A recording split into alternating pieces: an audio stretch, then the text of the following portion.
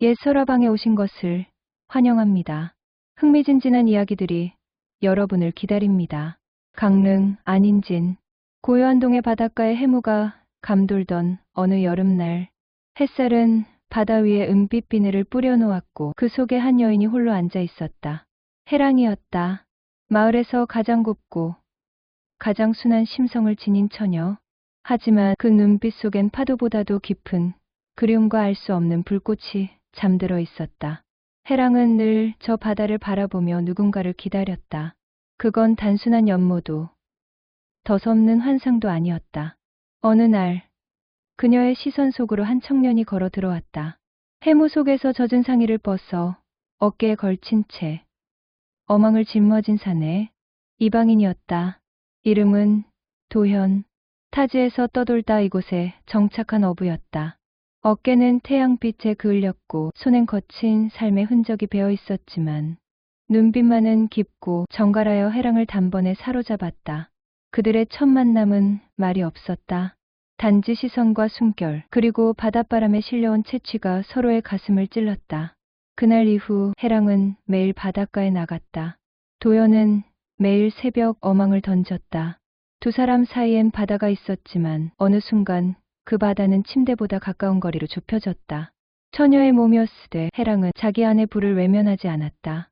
그 불은 도연이 웃을 때마다 치솟았고 그의 손등이 우연히 스쳤을 때 온몸을 덮었다.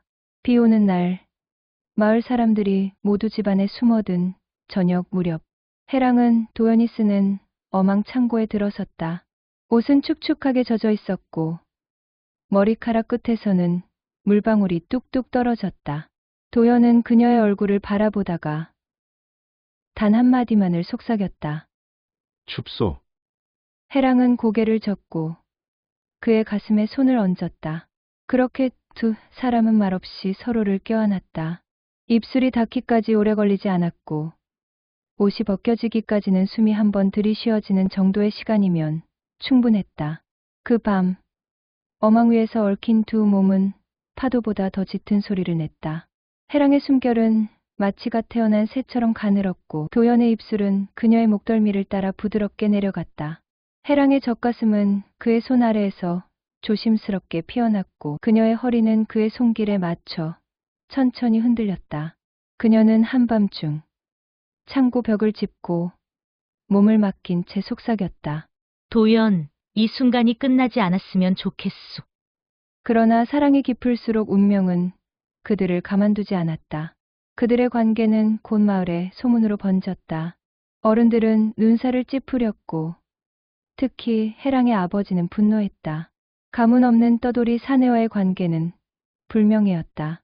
어느 날 도연은 마을에서 쫓겨날 위기에 처했다. 해랑은 그날 밤 도연과 함께 떠나려 했다. 하지만 도연은 망설였다. 해랑 나는 그대를 데려갈 그릇이 아니여. 나는 바다를 떠나지 못하오. 해랑의 눈에 눈물이 고였고 입술은 떨렸다. 그날 밤 그녀는 마지막으로 그의 품에 안겼다. 그리고 새벽 홀로 바다로 나아갔다. 그 누구에게도 말하지 않고 도연은 해랑을 품에 안은 채 그녀의 머리카락을 쓸어 넘기며 조용히 말했다. 해랑 지금 떠나면 우리는 마을에서 죄인이오. 당신은 부모를 두고 도망친 여인이 되고 나는 그들을 등진 사내가 되지. 그리 살 수 있겠소? 해랑은 숨을 죽였다. 도연의 품은 따뜻했지만 그 안에 망설임이 또렷이 박혀 있었다. 내가 죄인이 되더라도 좋소? 하지만 그대조차 망설인다면 나는 어디로 가야 한단 말이오. 그녀의 눈에 맺힌 눈물이 천천히 떨어졌다. 도연은 말을 잇지 못했다. 그는 가난했고 떠도는 삶이 익숙했다. 해랑을 품는 건 가능했으나 그녀의 삶을 책임질 만큼 강하지 못했다. 그것이 그의 비겁함이자 삶의 진실이었다. 해랑은 그날 밤 조용히 돌아갔다. 아무 말도 하지 않았다. 그녀의 방 안은 정갈하게 정리되어 있었고 창문은 닫혀 있었으나 바람 한 줄기가 틈으로 스며들고 있었다. 그녀는 그 바람을 느끼며 물끄러미 손을 쳐다보았다. 그 손은 도연의 몸을 더듬었고 그의 뺨을 감쌌으며 두려움 속에서 그를 끌어안았던 손이었다. 그러나 이젠 허공만 쥐고 있었다.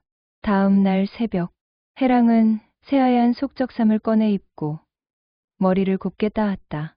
입가엔 연분홍 연지를 발랐고 귀 밑에는 붉은색 비녀 하나를 꽂았다.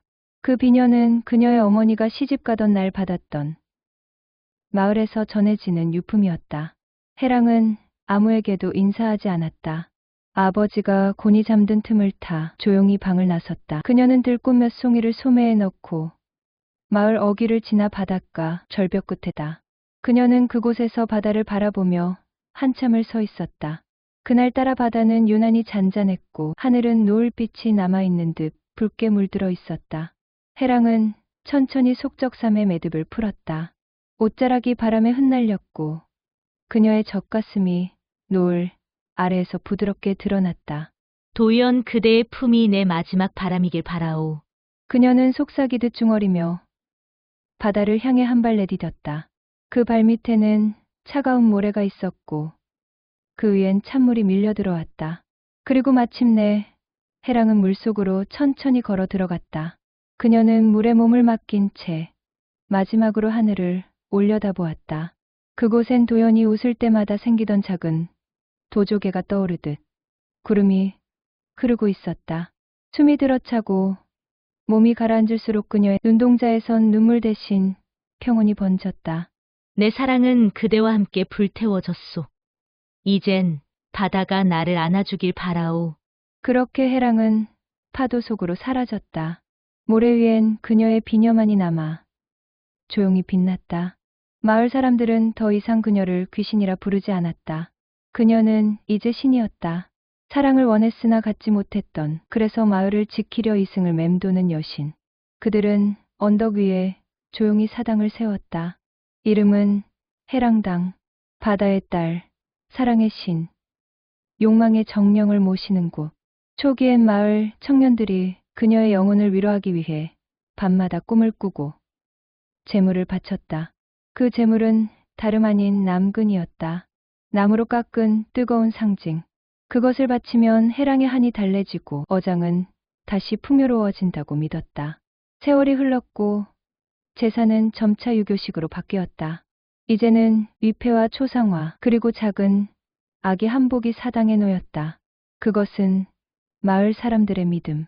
해랑과 도연이 죽음 뒤에도 영혼으로 결합해 하늘에서 아기를 낳았을 거라는 상상.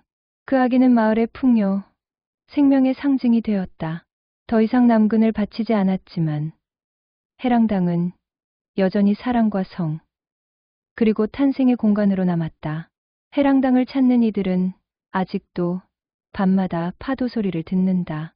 그 소리는 욕망을 품은 여인의 숨결 같고 사랑을 잃은 자의 흐느낌 같다. 하지만 그것은 동시에 새로운 생명과 희망을 품은 자궁의 심장 소리처럼 들리기도 한다.